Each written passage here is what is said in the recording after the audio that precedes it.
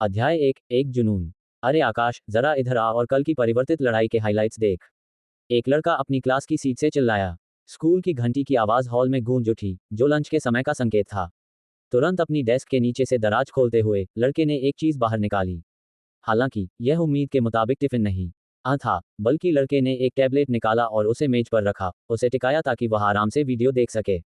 तत्काल गंतव्य पॉटू number 1 video साझा मंच। जल्द ही उसके चारों ओर सहपाठियों की भीड़ जमा हो गई। सबकी निगाहें स्क्रीन पर टिकी थीं।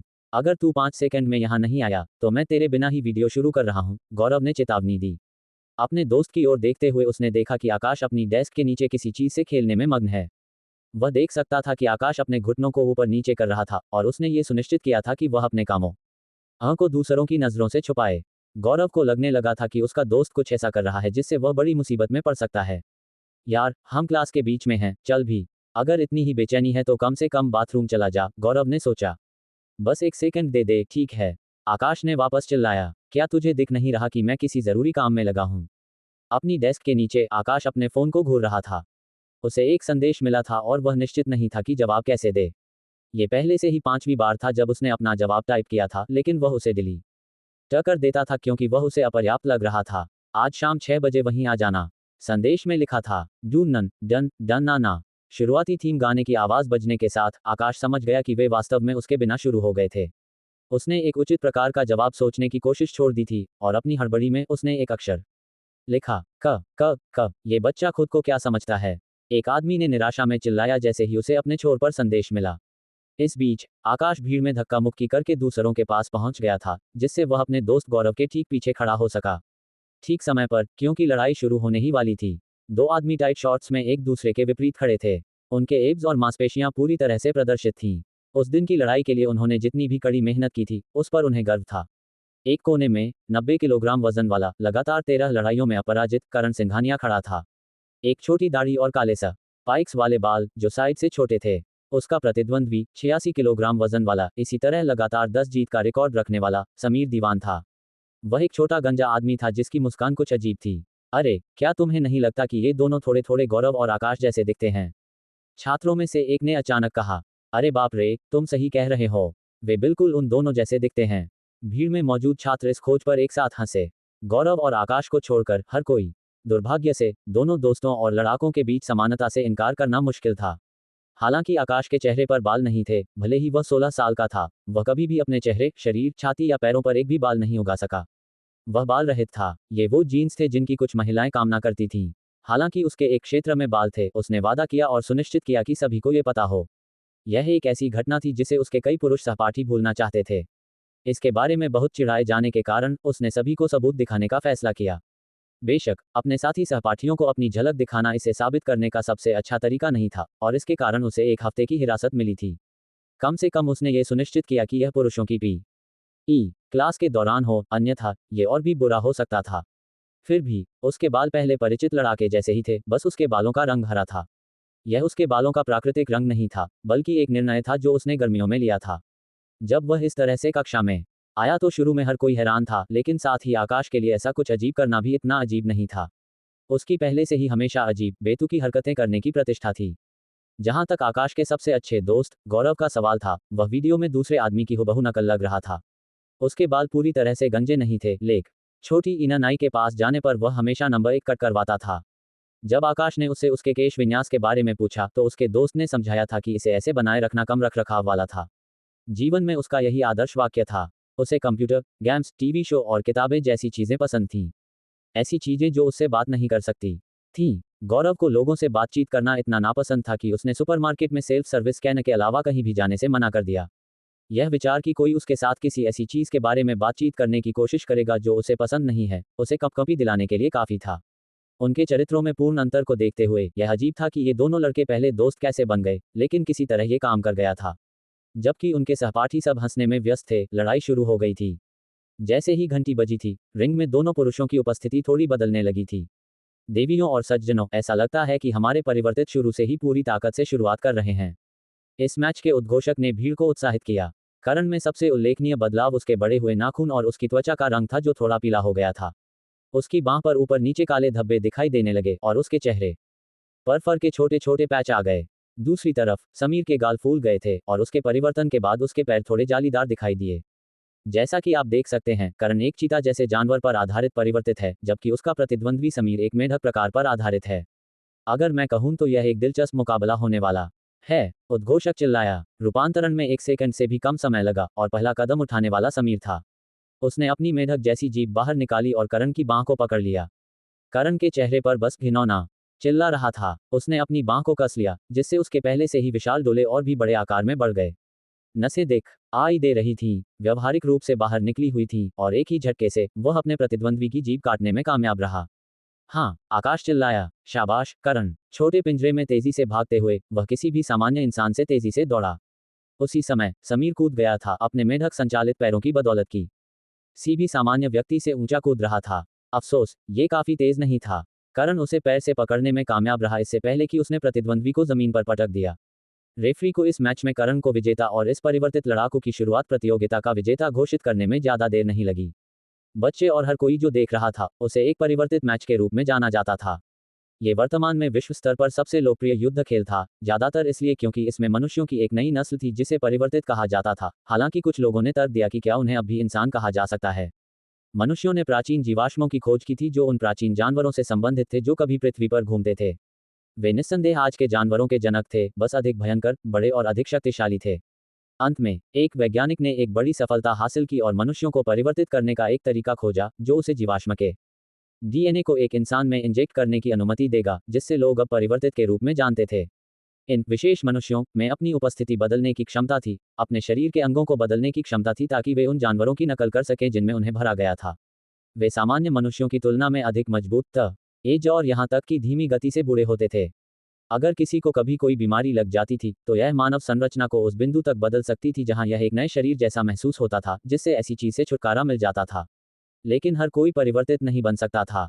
खोजे गए जीवाश्म संख्या में सीमित थे और हालांकि हर बार नए जीवाश्म मिलते थे, जब तक विज्ञान ने उन्हें कृत्रिम रूप से फिर से बनाने का कोई तरीका नहीं खोजा, तब तक उनका मूल्य अजीब कीमतों पर था। केवल अमीर और शक्तिशाली ही खुद को एक परिवर्तित में बदलने का खर्च उठा सकते थे। यहां तक कि जिन प्रतियोगियों को वे अभी देख रहे थे, उन्हें यह अवसर केवल इसलिए मिला था क्योंकि उन्हें कुछ बड़ी भारतीय कंपनियों द्वारा प्रायोजित किया गया था। लगभग हर लड़का परिवर्तित की ओर देखता था। एक तरह से वे वास्तविक जीवन के सुपरहीरो की तरह थे। लेकिन कमरे में दो सबसे बड़े प्रशंसक निस्संदेह गौरव और आकाश थे। वे ही थे जिन्होंने सबसे पहले सभी को इस खेल का दीवाना बनाया था। लोगों के लिए एक दिन परिवर्तित बनने की कामना करना सामान्य था और इन दोनों के लिए भी यही था। बस उनके परिवर्तित बनने की इच्छा का कारण बहुत अलग था। हमारे विजेता करण सिंघानिया के लिए एक जोरदार तालियां। उद्घोषक ने शो के अंत की घोषणा की। जब एक खूबसूरत महिला 10 करोड़ रुपए का बड़ा चेक देने के लिए मंच पर आई, तो आकाश की आंखें व्यावहारिक रूप से डॉलर के संकेतों में बदल गईं। वह युवा लड़का पैसे के प्रति जुनूनी था और परिवर्तित लड़ाई को देखते हुए, खास कर बड़े चेक को, वह जल्दी से अमीर और प्रसिद्ध बनने का इससे आसान तरीका नहीं सोच सकता था। अध्याय 2, रग्बी का खेल। एक जोर से चुभने वाली आवाज छात्रों के कानों में पड़ी जैसे ही सीटी बजी। इसने स्कूल के मैदान पर मौजूद सभी लोगों को याद दिलाया कि यह उनके दैनिक वार्म अप का समय था, जिसका अर्थ था कि उन्हें स्कूल के मैदान के चारों ओर 2 बड़े चक्कर लगाने थे। स्कूल की कक्षाएं भले ही खत्म हो गई हों, लेकिन इसका मतलब यह नहीं था कि स्कूल का दिन खत्म हो गया था। दूर घूरते हुए आकाश ने स्कूल की इमारत के सामने लगी बड़ी घड़ी को देखा। वह जोर से आंखें सिकोड़ रहा था, ये पता लगाने की कोशिश कर रहा था कि डायल पर दोनों सुइयां कहाँ थीं। ऐसा इसलिए नहीं था कि घड़ी बहुत छोटी थी, बल्कि इसलिए कि उसकी नज़र बहुत खराब हो गई थी। फिर भी आकाश ने हमेशा चश्मा पहनने से इनकार कर दिया था। उसे लगा कि अगर वह ऐसा करता है, तो वह खुद ही मान रहा है कि उसकी आंखें खराब हैं। उसे डर था कि अगर उसने हार मान ली तो यह और तेजी से बिगड़ जाएगा और यह साब छोटी ईटा हो जाएगा कि उसके जीन्स खराब थे। कुछ ऐसा जो परिवर्तितों में नहीं होता था। अपने हाथों को अपने सिर के किनारे पर रखने के बाद उसने हल्के से खींचा, जिससे उसकी देखने की क्षमता कम हो गई, जिससे वह ध्यान केंद्रित कर सका। यह एक तकनीक थी जो उसने क्लास के पीछे की स्क्रीन को देखने की कोशिश करते समय सीखी थी। 3:30, मेरे पास अभी भी बहुत समय बचा है। तेज चल, गोभी के सिर, नहीं तो मेरी 12 नंबर की जूती तेरी कमर पर पड़ेगी। श्रीमान वर्मा चिल्लाए। वह एक विशालकाय व्यक्ति थे जो न केवल छात्रों से, बल्कि अन्य सभी वयस्कों से भी ऊंचे थे। उनका गोत्र सरनेम उनके जैसे व्यक्ति के लिए बहुत उपयुक्त था। अगर आकाश को कुछ और नहीं पता होता, तो उसने कसम खाई होती कि उसके शिक्षक के जीन्स जरूर किसी विशाल प्राचीन पेड़ के साथ मिले होंगे। वह इतने बड़े और मजबूत थे। अपने शिक्षक को और अधिक नाराज न करते हुए, वह बाकी लोगों के साथ क्लास के पीछे चलने लगा। वहां वह अपने दोस्त गौरव के बगल में दौड़ रहा था, जो हाँफ रहा था और थक रहा था। वे मुझे क्यों मारना चाहते हैं? हर बार जब उसने एक शब्द कहा तो उसे अगला कहने से पहले एक गहरी सांस लेनी पड़ती थी। क्या तुझे पता है कि अगर तू एक साथ नहीं बोलेगा और दौड़ेगा तो सांस लेना आसान होगा? आकाश ने बताया। वह बिल्कुल ठीक कर रहा था और अपने दोस्त से आगे निकल सकता था, फिर भी उसने पीछे ही रहना चुना। ये हर दिन एक जैसा था और गौरव ने इस पर ध्यान दिया। वह जानता था कि आकाश उसी के कारण पीछे रुका हुआ है। अंत में गौरव ने बाकी क्लास के साथ तालमेल बिठाना छोड़ दिया और अपनी गति धीमी करने लगा। ये बेहतर है। इंटरनेट के अनुसार जब आप जॉगिंग कर रहे होते हैं तो आपको उस गति से जॉगिंग करनी चाहिए जहां आप अभी भी एक दूसरे से बात कर सकें। हाँ, लेकिन मुझे नहीं लगता कि उनका मतलब ये था। वे दोनों अब इतनी धीमी गति से चल रहे थे कि वे व्यवहारिक रूप से चल रहे थे। अपनी गति के नुकसान को कम स्पष्ट करने की कोशिश करते हुए वे अपने हाथों को आगे पीछे घुमा रहे थे, जो उनके सामने दौड़ रहे थे उनकी नकल कर रहे थे। दुर्भाग्य से ये श्रीमान वर्मा की नज़र से बच नहीं पाया और बाकी छात्र अब उनका इंतजार करने में व्यस्त थे।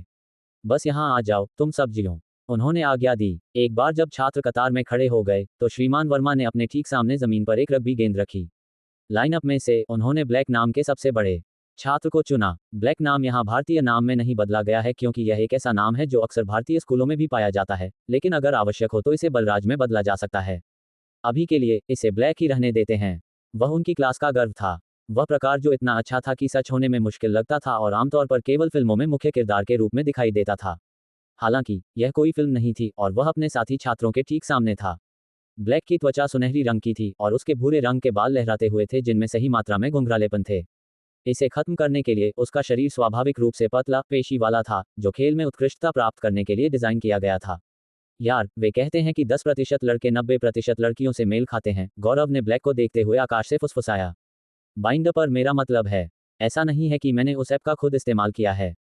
सच कहूं तो क्या फ़ायदा जब मुझे पता है कि कोई भी मेरे लिए स्वाइप नहीं करेगा। इसलिए मैं ऐप पर जाता हा बड़े बस दूसरी दिशा में स्वाइप करने के लिए। इस तरह मैंने उन सभी को रिजेक्ट कर दिया इससे पहले कि वे मुझे कभी रिजेक्ट कर पाते। मुझे लगा कि तूने अभी अभी कहा था कि तू ऐप इस्तेमाल नहीं करता। अपने दोस्त को देखते हुए और फिर खुद को देखते हुए आकाश थोड़ा निराश था। ऐसा इसलिए नहीं था कि ब्लैक जैसे किसी व्यक्ति के लिए लड़कियां उसकी प्रेमिका बनने के लिए लाइन में लगी होंगी। नहीं, यह इसलिए था क्योंकि उसके जैसे लोग परिवर्तित बनने के लिए चुने जाने के लिए सही उम्मीदवार थे। जब तक दुनिया में ब्लैक जैसे लोग थे, उसे कैसे चुना जाएगा?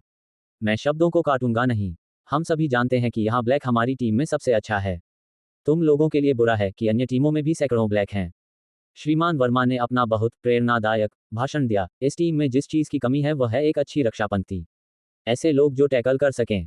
हम यहाँ अपने टैकलरों को खोजने के लिए हैं। आज के प्रशिक्षण का उद्देश्य या तो एक ब्लैक के आपसे दौड़ते हुए गेंद छीनना था, उसे सफ़ेद ट्राई लाइन तक पहुंचने से रोकना, या भी उसे जमीन पर टैकल करना।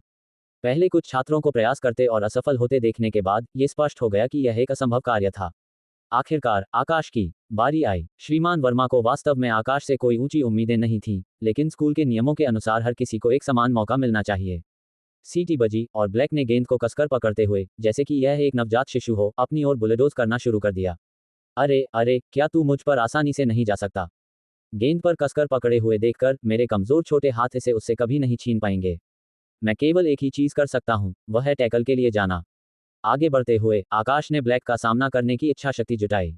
अगर एक मजबूत बिंदु था जो आकाश को बाकी लोगों से अलग करता था, तो वह उसकी डर की कमी होगी, कुछ ऐसा जिसकी श्रीमान वर्मा को भी तारीफ करनी पड़ी। जब वे एक दूसरे के करीब आ रहे थे तो आकाश ने घुटनों को थोड़ा मोड़ लिया और एक निचली स्थिति में आ गया। हालांकि यह लग सकता है कि वह दूसरों पर ध्यान नहीं दे रहा था, आकाश ने कई विवरणों और आदतों को पहचान लिया था। जब भी ब्लैक फींट झांसा करता है तो वह पहले अपने दाएं पैर से ऐसा करता है। अतिरिक्त वजन उसके शरीर में उस तरफ स्थानांतरित होता हुआ देखा जा सकता है। घास का मैदान आज नर्म है और उसके पैर सामान्य से अधिक गहरे डूब रहे हैं। ये सब इसलिए किया जाता है ताकि वह खुद को आगे धकेल सके, अपने शरीर को दाईं ओर घुमा सके। ये सब जानते हुए आकाश उसके फींट के साथ गया, टैकल के लिए जाने का लक्ष्य रखा, लेकिन आखिरी सेकंड में रुक गया और अपने खुद के दाएं चला गया। जैसा कि उसने भविष्यवाणी की थी, इन सभी छोटे विवरणों में टैकल से बचने के लिए ब्लैक के चारों ओर घूमने की योजना थी, लेकिन आकाश जानता था कि वह कहां समाप्त होगा। नीचे जाते हुए उसने पैर देखे और तैयार था, तभी ब्लैक का विशाल घुटना उसके चेहरे की ओर टकराया और उसकी नाक पर जोर से लगा, जिसके बाद एक जोरदार चटकने की आवाज आई जिसे दर्शकों ने भी सुना होगा। तुरंत खून बहने लगा और आकाश ठंडे घास के मैदान पर लेट गया। धत, तो क्या हुआ अगर मैंने पता लगा लिया कि वह कहां जाएगा? ऐसा नहीं है कि मेरे पास इसके बारे में कुछ करने के लिए शरीर है। सालों तक परिवर्तित लड़ाइयों को देखने से आकाश आदतों को पहचानने और लोगों के शरीर के चलने के तरीके को देखने में महान था, इससे पहले कि वे ऐसा करते। वह उन पैटर्नों को देखता था जिन्हें एयर शायद व्यक्ति खुद भी महसूस नहीं कर पाता था। Ads by pub future ads. अफसोस, ये सब बेकार था। अरे यार, मुझे बहुत माफ करना। क्या तुम ठीक हो? मुझे तुम्हें डॉक्टर के पास ले जाने दो, ब्लैक ने कहा जैसे ही उसने आकाश को जमीन से उठाने में मदद की, ये देखने के लिए कि उसकी नाक ठीक थी या नहीं। अपनी नाक को हल्के से छूते हुए खून और भी ज्यादा बहने लगा। मुझे लगता है कि यह टूट गई है, आकाश ने खुद से ज्यादा कहा। ओह यार, मुझे बहुत माफ करना। मुझे तुम्हें अपने परिवार के क्लिनिक ले जाने दो। मैं उन्हें बता दूंगा कि क्या हुआ, ताकि वे तुमसे कोई चार्ज न लें। आकाश और गौरव के सामूहिक दिमाग में ब्लैक के बारे में सबसे बुरी बात यह थी कि इतना लोकप्रिय होने और जीवन में सब कुछ मिला हुआ प्रतीत होने के बावजूद वह वास्तव में एक अच्छा आदमी था। कम से कम फिल्मों या टीवी शो में कोई ऐसा व्यक्ति जो इतना परफेक्ट होता, उसका एक बुरा पक्ष होता और वह अहंकारी व्यवहार करता। आयत क्लास में गीक को धमकाता भी, लेकिन वास्तविक जीवन में ऐसा नहीं था। किसी ने ब्लैक से नफरत नहीं की, हर कोई उसके विनम्र नर्म पक्ष को प्यार करता था। आकाश और गौरव भी, जो केवल ईर्ष्यालु थे। चिंता मत कर, ये तेरी गलती नहीं थी, आकाश ने बुदबुदाया जैसे ही वह गौरव के साथ किनारे पर जाने के लिए चला गया। यह मेरी गलती थी कि मैंने कोशिश भी की। गुजरते हुए ब्लैक ने आकाश के शब्द सुने थे। आज उसे टैकल करने की कोशिश करने वाले हर किसी में से आकाश ही एकमात्र ऐसा था जिसने ये भविष्यवाणी करने में कामयाबी हासिल की थी कि वह कहाँ जा रहा होगा। उसके इस सहपाठी में प्रतिभा थी और ब्लैक उसे यह बताना चाहता था, लेकिन वह पहल ही गौरव के साथ किनारे पर चला गया था, जो उसे नर्स के कार्यालय ले जा रहा था। तुझे अपना सिर पीछे जाते देखना चाहिए था, गौरव ने अपने दोस्त को मजाक में चिढ़ाया, पूरा उत्साहित था। याद है जब तू गर्मियों की छुट्टियों से वापस आया था, तेरे सिर पर सब हरा रंगा हुआ था। मैंने सोचा कि तू बदल गया है, लेकिन पता चला कि तू बस हमेशा की तरह वही बेवकूफ है। आमतौर पर दोनों इस तरह की किसी बात पर हंसते थे, लेकिन ऐसा लगा कि आज आकाश का मजाक करने के मूड में नहीं था। उसने अपने दोस्त की छोटी छोटी बातों पर कोई जवाब नहीं दिया। वे हमें ये खेल करवाते ही क्यों हैं? ओहो हाँ, इसलिए क्योंकि हमारे देश में मोटापे का संकट है। इसलिए उन्होंने हर छात्र के लिए हर दिन एक खेल क्लब में भाग लेना अनिवार्य कर दिया, ताकि हम ज्यादातर वयस्कों की तरह सुअर न बन जाएं जो उस बेवकूफी भरे विचार के साथ आए थे, गौरव ने जारी रखा, लेकिन इससे भी आकाश से कोई जवाब नहीं मिला। अरे तो तेरी बहन कैसी है? गौरव ने विषय बदलने की कोशिश करते हुए पूछा। तू उसे डेट नहीं कर सकता, आकाश ने तुरंत जवाब दिया, अभी भी अपनी नाक पर टिश्यू के टुकड़े रखे हुए था। क्या? मेरा मतलब वह नहीं था। हालांकि वह एक अच्छी खासी सुंदरी बन रही है। मैं पहले से ही कल्पना कर सकता हूँ को 6 सालों में वह अपने बड़े भाई के साथ घूमते हुए शर्मिंदा होगी। वह अब जैसी नहीं होगी। तुझे इन दिनों को संभाल कर रखना चाहिए। गौरव के दिमाग में एक तस्वीर बनने लगी, एक पतली सुडौल लड़की की छोटे भूरे बालों और पूरी तरह से आकार की बड़ी आंखों वाली। बस उसकी कल्पना एक विशेष क्षेत्र में थोड़ी बदल गई थी। खरबूजे के बजाय वे तरबूज के आकार के थे। मुझे पता है, आकाश ने हार मानते हुए आह भरी, इस बात से वाकिफ था कि जल्द ही उसे अपनी बहन के प्रस्तावकों से लड़ना पड़ सकता है। अपनी नाक की जांच के लिए नर्स के कार्यालय का दौरा करने के बाद उसने उसे सूचित किया कि उसने पहले ही खुद ही अनुमान लगा लिया था। उसकी नाक वास्तव में एयर टूट गई थी। नर्स ने सलाह दी कि अगर वह नहीं चाहता कि यह ऐसे ही टेढ़ी बनी रहे तो वह अस्पताल जाए। इसे बाद में ठीक करने के लिए सर्जरी करना भी संभव था, लेकिन इससे पहले कि यह टेढ़ी ठीक हो जाए, इसे करना आसान होगा। तभी उसने समय देखा और आकाश कमरे से बाहर भाग गया। शुक्रिया, मैं इसे दिखाने का वादा करता हूँ, उसने वापस पुकारा। स्कूल छोड़कर वह गेट के बाहर भागा और जितनी जल्दी हो सके घर वापस जाने के लिए दौड़ने लगा। वे एक छोटे से शहर में रहते थे, इसलिए बस लेने के बजाय उसके लिए दौड़ना तेज था। इसका उल्लेख न करें, एक और कारण था कि वह बस का उपयोग करने से क्यों बचना चाहता था। वह वास्तव में इस पर कोई पैसा खर्च नहीं करना चाहता था, खासकर जब वह जल्दी करता तो 10 मिनट के भीतर घर वापस आ सकता था। उसके पड़ोस की सड़कों पर कचरा भरा था और अपार्टमेंट ब्लॉकों के पास भित्ति चित्रों के धब्बे थे। वह जानता था कि उनका क्षेत्र दूसरों की तुलना में सबसे अच्छा नहीं था। ये किसी भी तरह से रहने के लिए सबसे बुरी जगह नहीं थी, लेकिन यह निश्चित रूप से सबसे अच्छी भी नहीं थी। आखिरकार वह एक अपार्टमेंट ब्लॉक तक पहुंच गया। दरवाजे के किनारे लगा बजर बहुत पहले टूट गया था और कभी ठीक नहीं किया गया था, जिससे कोई भी अपनी मर्जी से अंदर आ सकता था। बाकी केवल 6 मंजिल की सीढ़ियां चढ़ने का थकाऊ काम था। अपार्टमेंट में कोई लिफ्ट नहीं थी और उनका परिवार सबसे ऊपरी मंजिल पर रखा गया था, जो उनकी किस्मत थी। अंततः शीर्ष पर पहुंचकर उसे लगा जैसे कोई उसके पेट में पहुंच रहा है और उसके सभी अंगों को बाहर निकालने की कोशिश कर रहा है। वह गौरव की तुलना में मैदान पर जोर से हाँफ रहा था और थक रहा था। अपार्टमेंट 604 में प्रवेश करने से पहले उसने 1 मिनट के लिए सांस रोकी। वापस स्वागत है प्यारे, तू बस रात के खाने के लिए सही समय पर आया है, हालांकि मुझे कुछ मिनट लगेंगे। क्या तू चाहता है कि मैं इसे आज रात भी तुम्हारे लिए बाहर छोड़ दूं? विस्मयादिबोधक चिन्ह उद्धरण चिन्ह। उसकी मां रसोई से चिल्लाई। हाँ माँ, मैं आज रात भी गौरव के साथ बाहर जा रहा हूँ, उसने वापस चिल्लाया, अपने बेडरूम में दौड़ते हुए। उनका अपार्टमेंट अपेक्षाकृत छोटा था, जिसमें केवल 2 बेडरूम और एक रसोई घर था, जो एक साथ भोजन क्षेत्र और लिविंग रूम भी था जब उपयोग में नहीं था। ये सब उसका परिवार बर्दाश्त कर सकता था और चूंकि केवल 2 बेडरूम थे, इसका मतलब था। आकाश, तेरी नाक को क्या हुआ? उसकी बहन, जो अपने बिस्तर पर लेटी हुई थी, ने अपने भाई के आने पर ध्यान दिया। वह अभी भी अपनी स्कूल की वर्दी में थी और अपने फोन पर कुछ संगीत सुन रही थी। कुछ ही पल पहले वह गा रही थी जब तक कि एक निश्चित व्यक्ति कमरे में बुलंद ओज नहीं हो गया था। अम्मी, चिंता मत कर, मुझे जाना है, आकाश ने जवाब दिया, जैसे ही उसने जल्दी से अपनी स्कूल की वर्दी उतार दी और कुछ और पहन लिया। और कृपया माँ को मत बताना। ये सही था, वे दोनों एक दूसरे के साथ कमरे साझा करते थे। भले ही वह 16 साल का था और वह 15, केवल उससे 1 साल छोटी थी। बेशक, उन दोनों ने अपने दोस्तों से इस बात को गुप्त रखा। अगर लोगों को पता चलता, तो वे उनके बारे में अफवाहें फैला सकते थे कि वे किसी तरह के अजीब परिवार हैं जो कुछ अजीब काम करते हैं। लेकिन ऐसा नहीं था कि भाई बहनों के पास कोई विकल्प था। उनकी पारिवारिक स्थिति सबसे अच्छी नहीं थी, और वे दोनों ये जानते थे। उन्होंने कभी भी अपनी माँ से अपनी स्थिति के बारे में शिकायत नहीं की, क्योंकि वह गरीब महिला कई नौकरियां करते हुए अपने किशोर बच्चों को अपनी क्षमता के अनुसार पालने के लिए हर किसी से ज्यादा मेहनत करती थी। कपड़े बदलने के बाद आकाश जल्दी से अपार्टमेंट से बाहर निकल गया और जा रहा था। अपने रास्ते में वह लगातार समय की जांच करने के लिए अपने फोन को देखता था और अब ये 5:30 हो गए थे। मैं पहुंच गया, कुछ समय बाकी भी है। वह एक प्रसिद्ध नाइट क्लब के बाहर आ गया था। उसके ऊपर एक बोर्ड पर तलघर लिखा था। यह शहर के केंद्र में था और वह यहाँ गौरव से मिलने नहीं आया था। उसने उस हिस्से के बारे में झूठ बोला था। मैं वादा करता हूँ कि मैं हमारे जीवन को बेहतर बनाऊंगा, आकाश ने सोचा जैसे ही वह दरवाजों से गुजरा। अंदर सूट पहने पुरुषों का एक समूह था जिसने उसे अभिवादन किया। सोफे में से एक पर केवल एक आदमी सिगार हाथ में लेकर पीछे बैठा था। 2 और आदमी उसके करीब खड़े थे जो स्पष्ट रूप से उसके व्यक्तिगत अंगरक्षक के रूप में काम कर रहे थे। मैं तुम्हारा इंतजार कर रहा था, बच्चे, आदमी ने मुस्कुराते हुए बात की जैसे ही उसने धुएं का एक कश निकाला। आकाश का एक गहरा काला रहस्य था जिसे वह हर किसी से छिपा रहा था। न केवल अपने परिवार से, बल्कि अपने सबसे करीबी दोस्तों से भी। गर्मियों में उसकी उपस्थिति में अचानक बदलाव का एक कारण था। उन सभी से अनजान, वह एक गैंग में शामिल हो गया था। क्या आप जानना चाहते हैं कि आकाश ने किस गैंग को ज्वाइन किया और उसका ये सीक्रेट उसकी जिंदगी को कैसे बदलता है? अध्याय 3, अंडरडॉग्स, दी अंडरडॉग्स। गर्मियों की छुट्टियों के दौरान आकाश के लिए ये समय घटनाओं से भरा रहा था। ये सिर्फ इसलिए नहीं था कि उसने अपने बालों को रंगने और एक नया रूप पाने का फैसला किया था, बल्कि इसलिए कि उसने एक गैंग में शामिल होने का निर्णय लिया था। कुछ ऐसा जिसे उसने अपने दोस्त, अपनी माँ और यहाँ तक कि बहन से भी छिपा कर रखा था। अगर तुम देर से आते तो मैं तुम्हारी एक उंगली काटने के बारे में सोच रहा था, ताकि तुम भूलो नहीं, नीचे बैठे आदमी ने उसे बताया। अभी केवल 5:30 ही बजे थे, इसलिए नाइट क्लब को आधिकारिक तौर पर खुलने में कुछ घंटे थे। हालांकि क्लब खुद वास्तव में सिर्फ एक आवरण था जिसे अंडरडॉग्स नामक गैंग द्वारा चलाया और इस्तेमाल किया जाता था। धूम्रपान करने वाला आदमी जो आकाश से बात कर रहा था, वह अंडरडॉग्स का लीडर था, जिसका नाम डेमियन था। गैंग के सदस्य ज्यादातर सूट पहनते थे, जिससे वे औसत व्यवसाय या कोई गुप्त सेवा में काम करने वाला व्यक्ति लगते थे। इसमें उनका लीडर भी शामिल था, हालांकि एक छात्र भी बता सकता था कि वह व्यवसायी नहीं था। उसके चेहरे पर एक पागलपन था जो किसी ऐसे व्यक्ति के लिए बहुत ज्यादा जंगली था जिसे पूरे दिन एक क्यूबिकल में बैठना चाहिए था। उसके बाल काले मोहॉक जैसे थे और दाहिने कान पर एक गोल बाली थी। फिर भी आदमी के बारे में सबसे प्रमुख विशेषता उसकी आंखें थीं।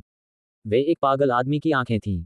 आमतौर पर आकाश अपनी उम्र के किसी व्यक्ति के लिए निडर था। अगर वह नहीं होता तो उसने पहली जगह पर एक गैंग में शामिल होने की हिम्मत कभी नहीं जुटाई होती, लेकिन ये लोग उसे डराते थे। आकाश ने थोड़ा गले से आवाज निकाली, एक शब्द भी नहीं कहा। उसके हाथों की हथेलियां थोड़ी पसीना बहाने लगी थीं। अरे, मैं बस मजाक कर रहा हूं, दामन हंसा, जब तक बड़े लोग थोड़ी बात कर रहे हैं, तुम पीछे क्यों नहीं चले जाते? जब हमें तुम्हारी जरूरत होगी तो मैं किसी को तुम्हें बुलाने के लिए भेज दूंगा।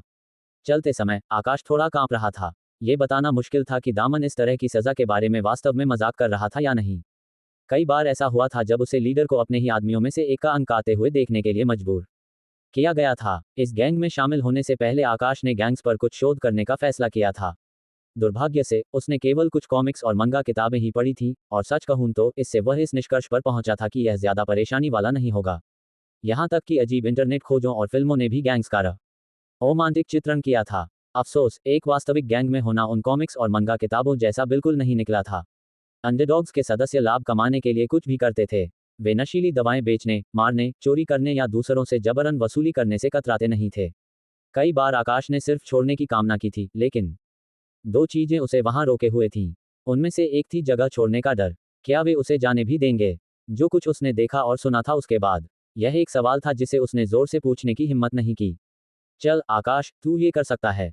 बस पैसे के बारे में सोच यार, चल। और यही दूसरा कारण था। दरवाजा खोलकर आकाश नाइट क्लब के पीछे पहुंचा, जहां एक बड़ा स्टाफ रूम था।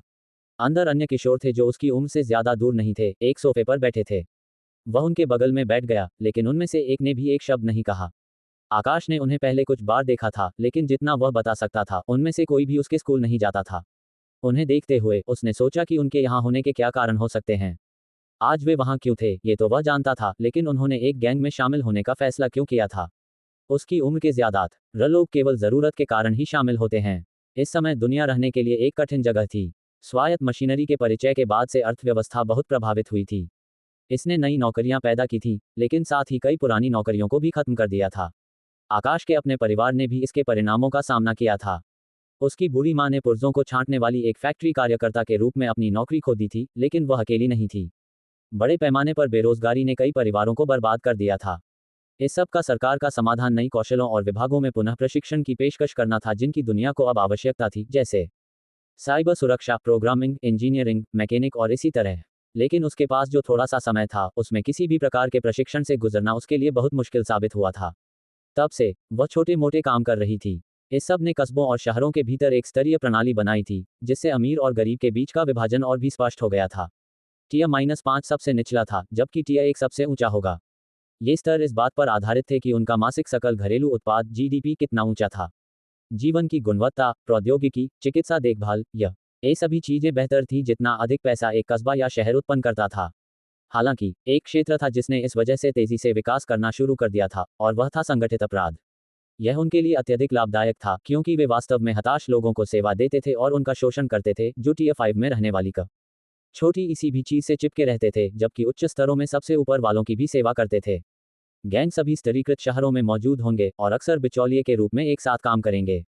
अंडरडॉग्स ऐसा ही एक समूह था। वे एक बड़ा गैंग नहीं थे, क्योंकि आकाश पहली जगह पर एक छोटे से शहर से आता था, लेकिन वे शहर में व्यापक रूप से जाने जाते थे और उनसे डरा जाता था। वह जानता था कि उन्होंने बुरे काम किए हैं, लेकिन उसने इसे नजरअंदाज करना चुना था। उनका शहर एक टियर 3 था, इसलिए जीवन की गुणवत्ता ठीक थी, लेकिन उन्हें यहाँ रहने के लिए बलिदान देना पड़ा। एक छोटे से खराब जगह पर रहने के लिए मजबूर होना पड़ा, जिसमें कम जगह थी। फिर भी वे मुश्किल से गुजारा कर रहे थे, और दोनों बच्चे जानते थे कि उनकी मां के इसे उनसे छिपाने के सर्वोत्तम प्रयासों के बावजूद।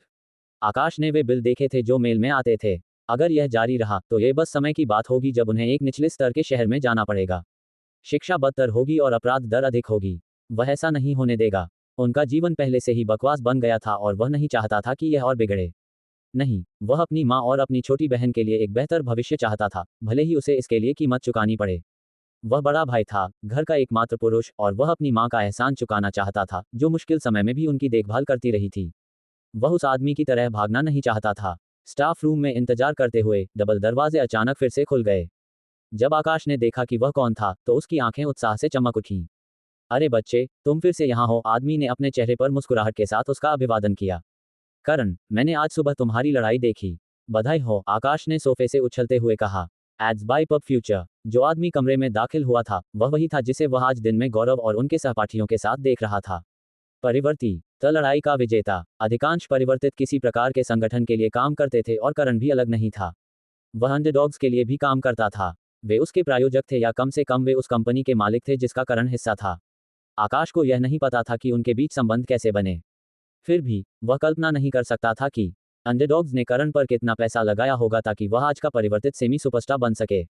जब मेढक आदमी ऐसे ऊपर कूदा और तुमने उसे जमीन पर टकराने के लिए अपनी कच्ची शक्ति का इस्तेमाल किया, तो ये सब तुम्हारे लिए बहुत आसान लगा। आकाश ने उत्साह से बोलना जारी रखा। यह आसान लग सकता है, लेकिन आज मैंने जो ज्यादातर चीजें की, उन्हें मैं केवल इसलिए कर पाया क्योंकि मैं एक परिवर्तित था। खुद ऐसी चीजें करने की कोशिश मत करना, नहीं तो तुम खुद को ही चोट पहुंचाओगे। करण ने अपने अति उत्सुक प्रशंसक लड़के को चेतावनी दी। मुझे पता है, आकाश ने जवाब दिया, थोड़ा निराश होते हुए, क्योंकि उसने सोचा कि अगर वह खुद एक परिवर्तित बन सकता तो उसका जीवन कितना अलग होता।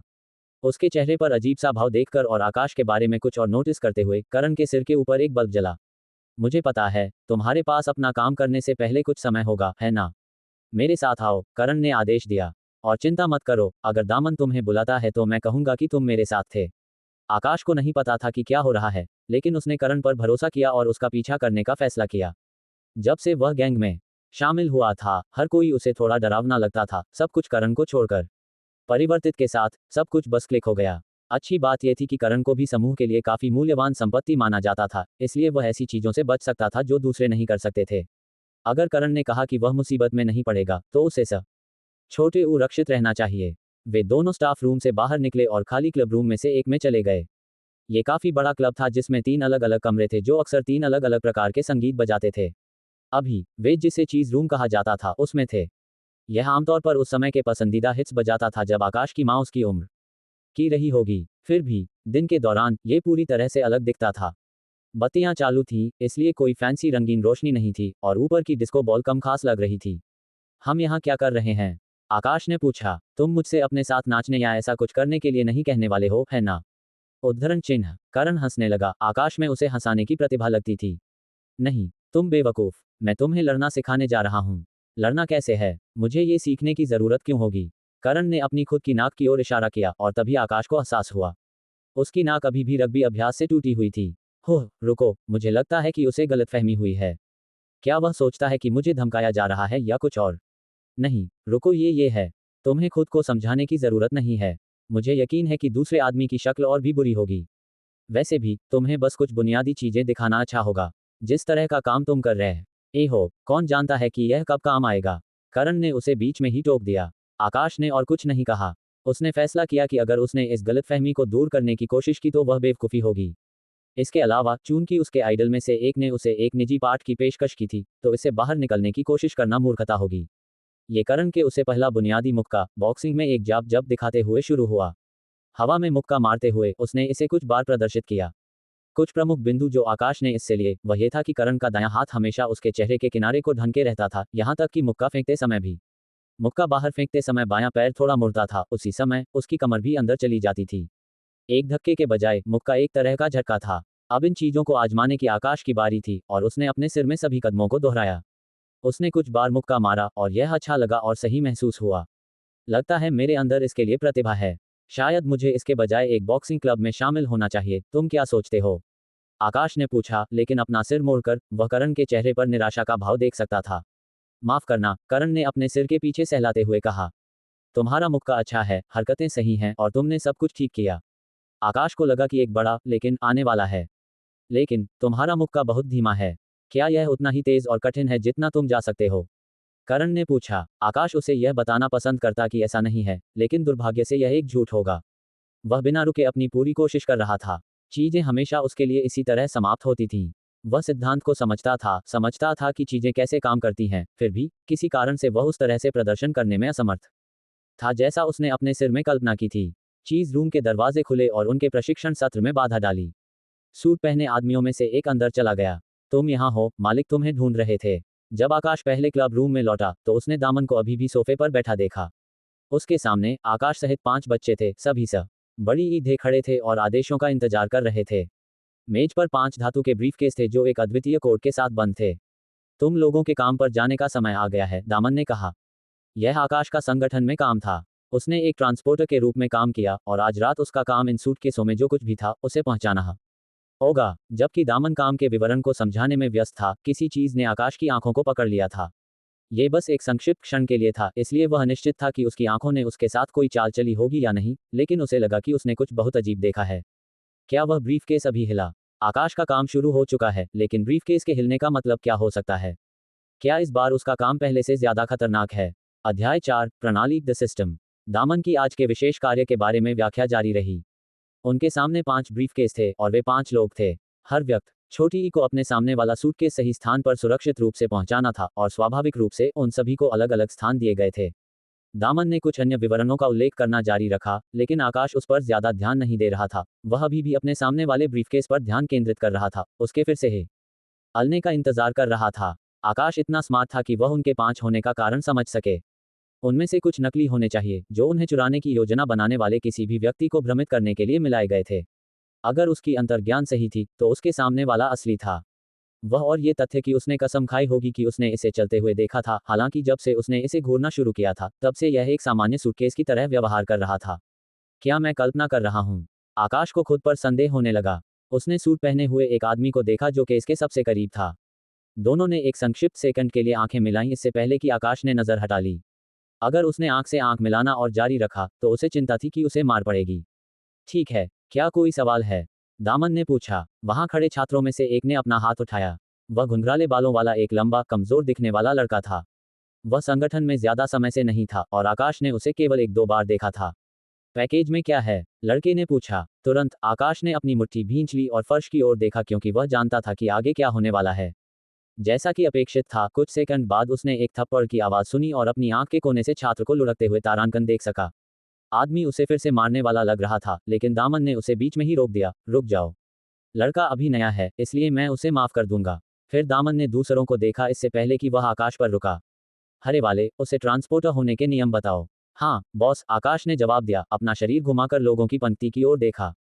पैकेज को कभी मत लेना, ये कभी मत पूछना कि पैकेज में क्या है, और पैकेज के अंदर कभी मत देखना। उत्कृष्ट, दामन ने धीमी तालियों के साथ जवाब दिया। इन नियमों में से एक को तोड़ो और चलो बस इतना कहें कि तुम इन नियमों को तोड़ना ना बड़ी ये चाहते। मैं गर्व से कह सकता हूं कि हमारे पास कभी भी किसी ने 2 बार नियम नहीं तोड़ा। तुम इससे जो चाहो समझ सकते हो। अपनी उंगलियां चटकाते हुए सूट पहने पुरुषों में से एक ने उनमें से प्रत्येक को एक रबर बैंड से बंधी हुई नकद की एक छोटी गड्डी थमा दी। ये फिल्मों की तरह मोटी नहीं थी, लेकिन आकार और वजन को देखते हुए ये नौकरी आकाश के द्वारा की गई अब तक की सबसे अधिक वेतन वाली नौकरी थी। उनमें से प्रत्येक को 5,000 रुपये दिए गए थे, जो कि अग्रिम भुगतान का बस आधा था। काम पूरा होने पर वापस लौटने पर उन्हें दूसरा आधा मिलेगा। अपने हाथ में पैसे की राशि देखकर आकाश ने गले से आवाज निकाली। 10,000 रुपये उसके लिए ये बहुत पैसा था, खासकर 16 साल के किसी व्यक्ति के लिए, और सबसे अच्छी बात यह थी कि यह उसके परिवार की मदद करने में बहुत आगे जाएगा। वह पहले से ही अपने सिर में गणना कर रहा था। वे बिजली और गैस का बिल चुका सकते थे और जो कुछ बचेगा उससे वह अपनी बहन के लिए एक नया फोन खरीद सकता था। ये पैसा गैंगस्टरों के लिए कुछ भी नहीं था, और सीधे शब्दों में कहें तो वे छात्रों का फायदा उठा रहे थे। दोनों पक्ष इस बात से वाकिफ थे, लेकिन छात्रों के पास कोई और विकल्प नहीं था। वे अपनी उम्र में नौकरी कहां से पाते, ऐसी उच्च वेतन वाली नौकरी का तो जिक्र ही नहीं।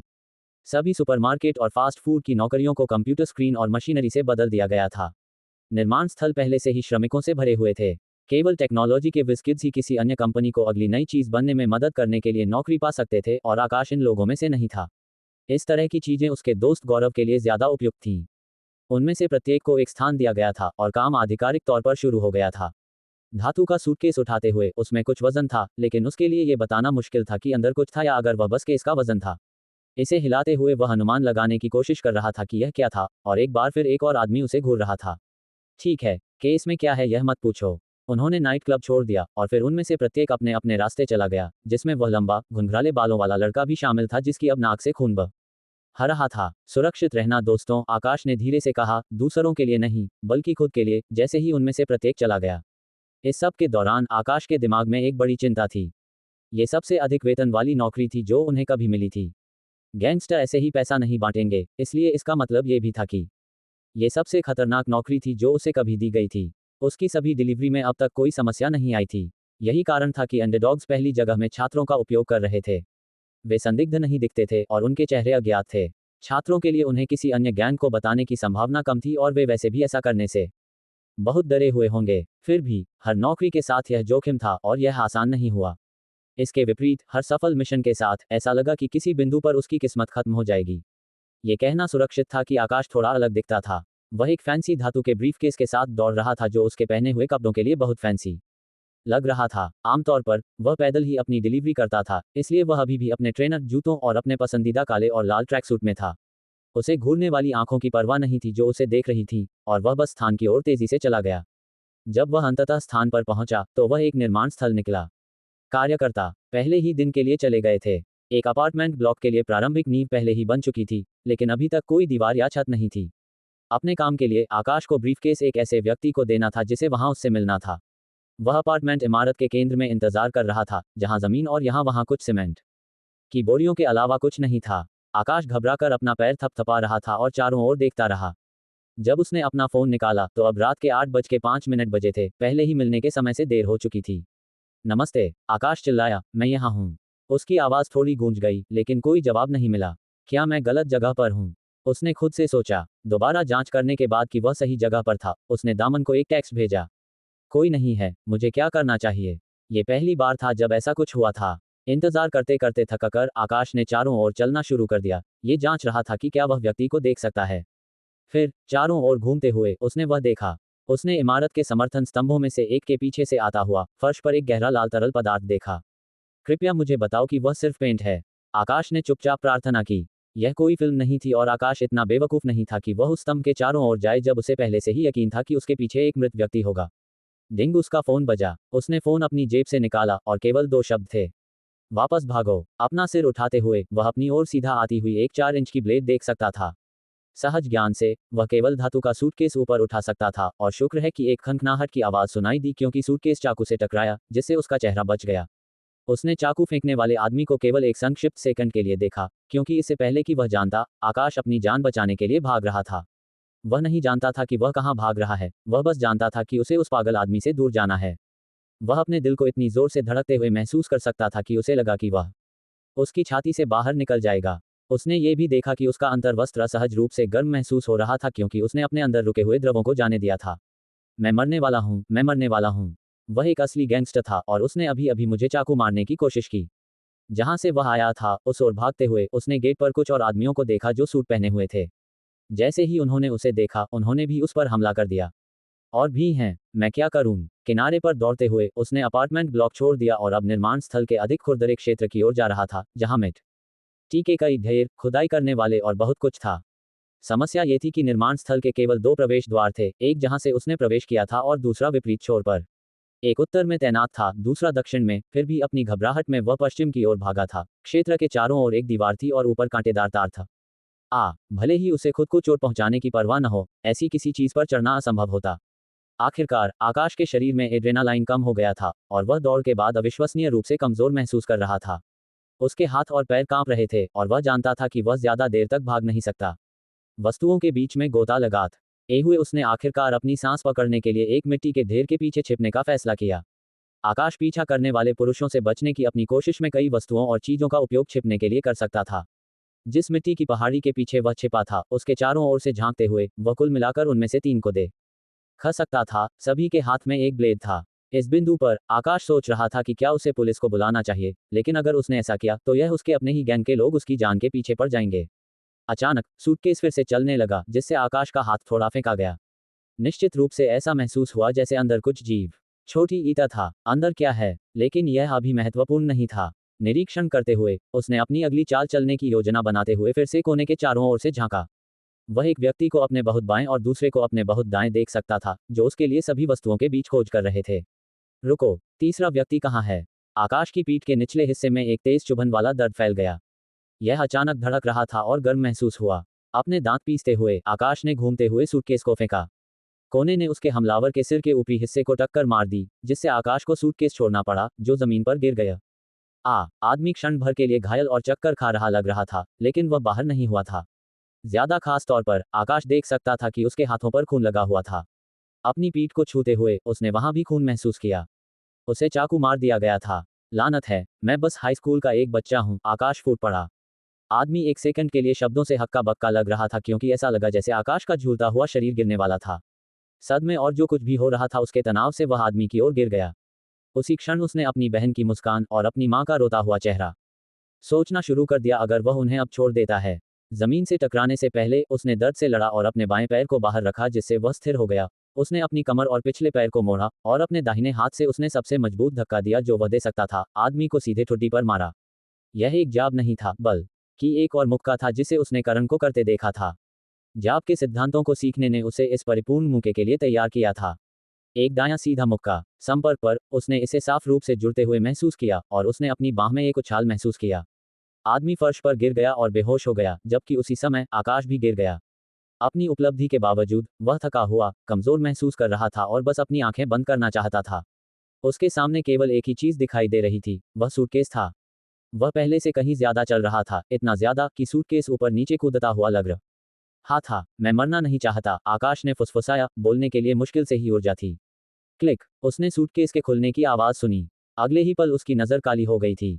उसकी इंद्रियां अभी भी थोड़ी वहां थीं और उसने अब अपनी कलाई में घुसता हुआ एक और भी अत्यधिक दर्द महसूस किया। ये चाकू मारने से कहीं ज्यादा बो रहा था, लेकिन वह प्रतिक्रिया करने या चिल्लाने के लिए भी बहुत थका हुआ था। फिर अपनी आंखें बंद होने और उसकी नजर चले जाने के बावजूद उसके सामने कुछ दिखाई दिया। अध्याय 5, मैं क्या हूं? आकाश की आंखें धीरे धीरे खुलने लगी क्योंकि उसे होश आ रहा था। पहली चीज जो उसने देखी वह उसके ऊपर कुछ बहुत ऊंचे पेड़ थे। आकाश धूसर था, जिससे ये बताना मुश्किल हो रहा था कि क्या ये बस रात होने वाली थी या क्या जल्द ही फिर से दिन होगा। जैसे ही उसने अपना शरीर ऊपर उठाया, उसने सरसराहट की आवाज पर ध्यान दिया, जो उसके नीचे के कई पत्तों से आ रही थी। क्या मैं जंगल में हूँ? आकाश ने सोचा। उसने चारों ओर देखा और पेड़ों के अलावा कुछ नहीं देख सका, फिर भी किसी रास्ते या सड़क का कोई निशान नहीं था। मैं यहाँ क्यों आया? क्या मैं अभी नहीं था? उसका सिर दर्द से गूंजने लगा। जब उसने इसे ऊपर उठाया तो वह देख सकता था कि उसके कपड़ों की आस्तीन आंशिक रूप से फटी हुई थी। पीछे सोचते हुए उसने पिछली चीज याद करने की कोशिश की जो हुई थी, लेकिन दिमाग में बस उसकी पीठ की ओर का धड़कता हुआ दर्द आया। उस आदमी ने मुझे चाकू मारा था। अपनी कमीज ऊपर उठाते हुए उसने अपने कंधे के ऊपर से झांका। आकाश ने देखने की कोशिश की, लेकिन उसे कुछ नहीं मिला, यहाँ तक कि कथित घाव पर अपनी उंगलियां चलाने के बाद भी नहीं। एक सेकंड के लिए उसने खुद से सवाल किया, क्या ये सब बस एक बुरा सपना हो सकता है? अफसोस, उसने जल्दी से कुछ ऐसा देखा जिससे उसे लगा कि यह सब असली था। उसकी पतलून के नीचे सूख चुके खून के निशान थे, जो उसके अपने घाव से टपके हुए लग रहे थे। पहले निश्चित रूप से कुछ हुआ था। उसे दर्द होना चाहिए था। एक घाव होना चाहिए था, फिर भी कुछ नहीं था। वास्तव में, उसका शरीर पहले से कहीं ज्यादा बेहतर महसूस कर रहा था। मुझे चाकू मारने के बाद आखिर क्या हुआ? मैं यहाँ कैसे पहुंचा? धत, सबसे पहले, यहाँ कहाँ है? उद्धरण, उसे निर्माण स्थल से लेकर जहां वह अब था, वहां तक क्या हुआ, इसकी कोई याद नहीं थी, और अपनी सारी सोच में उसने कुछ स्पष्ट चीज को पूरी तरह से नजरअंदाज कर दिया था जो इस पूरे समय उसके ठीक सामने थी। उसकी नजर को थोड़ा बदल दिया गया था और एक से ज्यादा तरीकों से। भले ही बाहर काफी अंधेरा था, वह रात में ऐसे विवरणों को देख सकता था जिन्हें वह अपनी नजर से नहीं देख सकता था।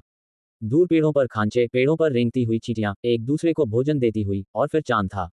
यह अभी भी बाहर था और यह सुझाव देगा कि यह आखिरकार अभी भी आधी रात थी। रुको, क्या वे चींटियां हैं? आखिरकार आकाश ने अपनी आंखों के साथ विसंगति पर ध्यान दिया। ये कैसे संभव है? क्या यह उन सभी गाजरों के कारण हो सकता है जो माँ हाल ही में पका रही हैं? वे कहते हैं कि यह तुम्हारी नज़र को सुधारता है, या क्या वह बस एक और इंटरनेट मिथक है? मुझे यकीन है कि गौरव को पता होगा। अपने पागल विचारों के बीच में उसने अपनी नज़र के ऊपरी बाएं कोने में कुछ दर्ज किया। जब उसे देखा तो इसने उसे एक ईमेल या एक गेम की अधिसूचना की याद दिलाई। उसने इसे हटाने की कोशिश करते हुए अपना सिर हिलाया, लेकिन वह जहां भी देखता वह वहीं अटका रहता। फिर उसने ये देखने के लिए अपना चेहरा छूना शुरू कर दिया कि क्या उसने कुछ पहना हुआ है, लेकिन कुछ नहीं था।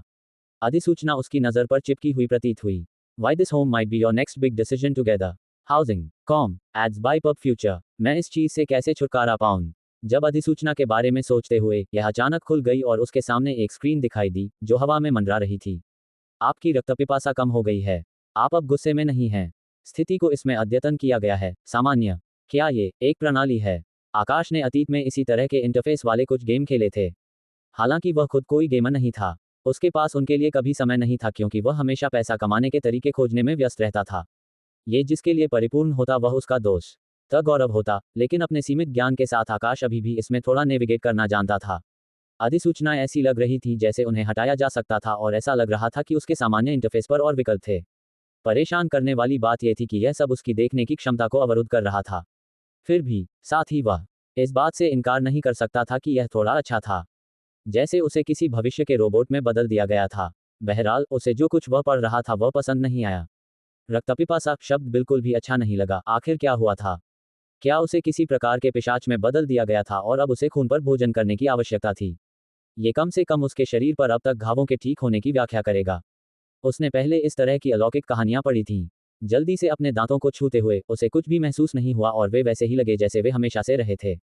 फिर संदेश का दूसरा भाग था, ये कम हो गया था। ये पढ़ते हुए उसने गला नीचे किया और खुद को देखने की कोशिश की। उसकी पतलून पर खून के अलावा उस पर भारी मात्रा में खून नहीं था। 3 आदमी उसका पीछा कर रहे थे। उस निर्माण स्थल से जिंदा भागने में सक्षम होने के कारण उसने सबसे बुरी स्थिति पर विचार करना शुरू कर दिया। नहीं, कुछ नहीं हुआ, पागल होना बंद करो। आकाश ने खुद को समझाने की कोशिश की। निश्चित रूप से मुझे इस तरह की कुछ याद होगा, लेकिन क्या मैं वास्तव में करूंगा? मुझे अभी भी कोई सुराग नहीं है कि मैं पहली जगह में जंगल में कैसे पहुंचा। दुर्भाग्य से, अपनी मां के कहने पर वॉशिंग मशीन खाली करने जैसे मामूली काम भी भूलने की उसकी प्रवृत्ति के कारण वह अपनी अच्छी याददाश्त पर भरोसा करने में असमर्थ था। उन अधिसूचनाओं को हटाने के बाद आकाश ने प्रणाली का थोड़ा अध्ययन करने का फैसला किया। पहली चीज जो वह देख सकता था वह खुद की एक छवि थी जो उसे वापस देख रही थी और उसके नाम के बगल में कुछ आंकड़े थे। अपने सामने की जानकारी को देखते हुए वह ये पता लगाने की कोशिश कर रहा था कि उनका क्या मतलब है। आकाश उनके लिए का छोटी इसी प्रकार का विवरण खोलने में असमर्थ लग रहा था और वास्तव में कोई भी या कुछ भी नहीं था जिसने उसे बताया कि क्या हो रहा है। स्वास्थ्य काफी आत्मव्याख्यात्मक लग रहा था, लेकिन ऊर्जा, वह सबसे अच्छी चीज जो सोच सकता था वह ये थी कि यह स्टेमिना के समान कुछ हो सकता है। जहां तक दिल की धड़कन का सवाल था, उस ने इसे पहली जगह में दिखाई देने वाली एक बहुत ही अजीब चीज माना।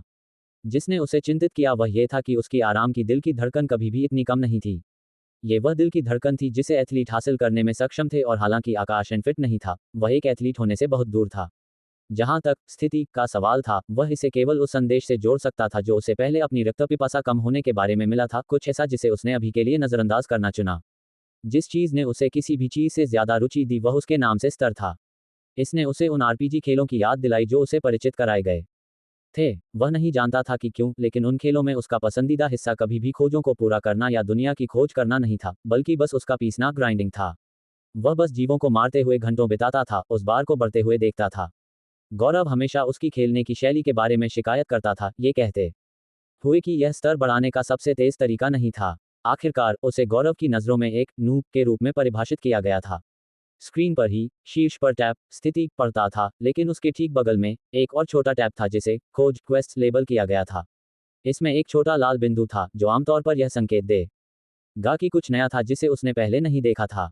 कम से कम यह मामला होगा अगर यह उसके फ़ोन की अधिसूचनाओं की तरह काम करता। उस पर क्लिक करने पर उसके सामने कुछ और स्क्रीनें फिर से दिखाई दीं। आप अब ऐसी अद्भुत चीजें कर सकते हैं जो आप पहले कभी नहीं कर सकते थे, लेकिन आप अपने पूर्व कमजोर स्व द्वारा सीमित हैं। अपनी पूरी क्षमता प्रदर्शित करने के लिए आपको शीर्ष आकार में आने की जरूरत है।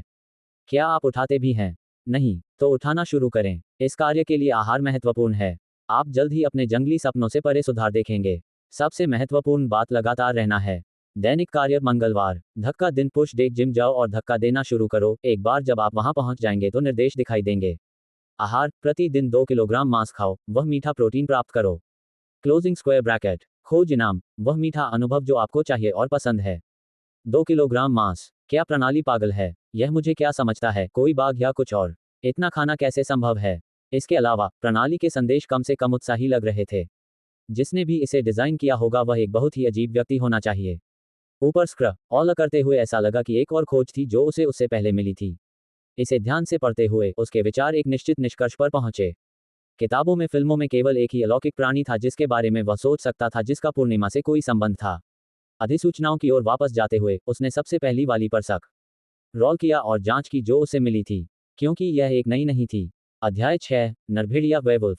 नरभेड़िया। गौरव ने इस पौराणिक जीव के बारे में किताबों और फिल्मों में सुना था, पर उसने कभी इन चीजों पर ज्यादा ध्यान नहीं दिया था। अब जब वह इस विषय पर बनी कुछ फिल्मों को याद कर रहा था, तो उसके मन में एक विचार आया, क्या मैं अब रूपांतरित ऑल्टर्ड बन गया हूं? ये थोड़ा अजीब लग रहा था, क्योंकि गौरव को पता था कि रूपांतरित बनने में लंबा और मुश्किल समय लगता है। पर हो सकता है कि सूटकेस के अंदर की चीज किसी कंपनी का नया उत्पाद हो, जिसने इस प्रक्रिया को तेज करने का तरीका खोज लिया हो। उसने चारों ओर देखा, सूटकेस गायब था, शायद निर्माण स्थल पर ही छूट गया होगा। हो सकता है कि इसे नरभेड़िया इसलिए कहा जा रहा हो, क्योंकि इसने मुझे भेड़िया प्रकार के जीव पर आधारित रूपांतरित में बदल दिया है। कौन जानता है, हो सकता है सभी रूपांतरित के पास ऐसा सिस्टम हो और उन्होंने इसे गुप्त रखा हो, या ये सूटकेस में मिली कोई नई चीज हो। जो भी हो, अगर मैं रूपांतरित हूं तो मेरे शरीर में बदलाव आना चाहिए।